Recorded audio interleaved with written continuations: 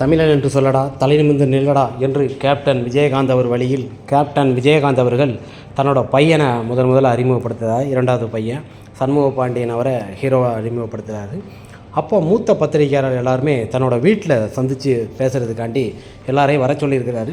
வந்த இடத்துல பார்த்திங்கன்னா மூத்த பத்திரிகையாளர் மணி மற்றும் கயல் போன்ற நிறைய பத்திரிகையாளர் எல்லாரையும் பார்த்துட்டு வந்து கூப்பிட்டு, பாடுறா படத்துலலாம் நடிக்கிறியா, நல்லா நடி, இவ்வளோ பெரிய ஆள் ஆகிட்டியா அப்படின்னு சொல்லிட்டு நல்லா பேசுவார். பேசுகிற குணத்தில் வேண்டாம், சாப்பாடெல்லாம் போட்டுட்டு அவர் பையன்டையும் அறிமுகப்படுத்துறாரு.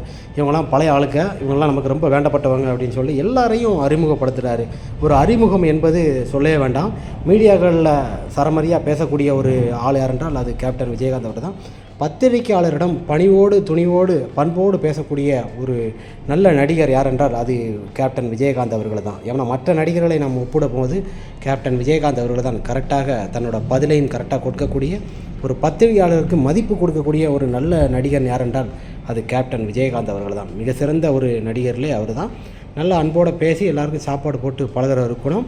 அது இதே மாதங்களில் தான் நடைபெற்றது. இந்த மாதம் என்பது மிக சிறப்பான ஒரு மாதம்.